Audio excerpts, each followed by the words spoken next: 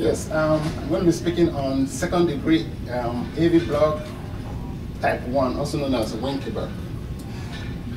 In a normal EKG rhythm, you have the SA node generating the impulse, and the impulse passes through the atria and goes through the conduction pathway.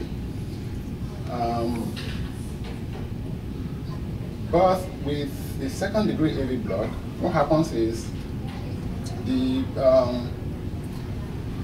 SA node generates the impulse as usual, but the problem is that the PR interval increases at every step, and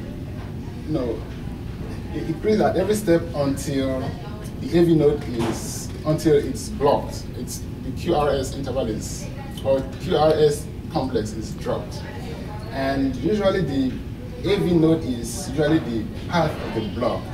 And like you can see from this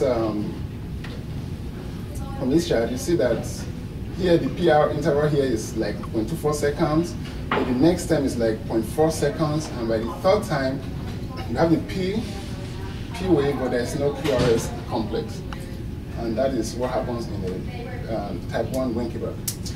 And usually the PR interval is the differentiating type in terms of the AV blocks in Winkeback. The cause of these anomalies usually use of drugs like digoxin, and sometimes when the patient have a heart disease like CAD, or if there is hypoxia or infection and digitalis intoxication.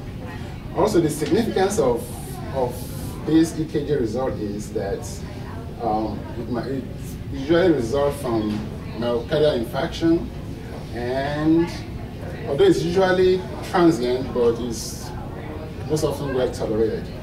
Then the treatment is atropine if it's symptomatic, and if it is not atropine to increase the heart rate, and a temporary pacemaker if there is MI.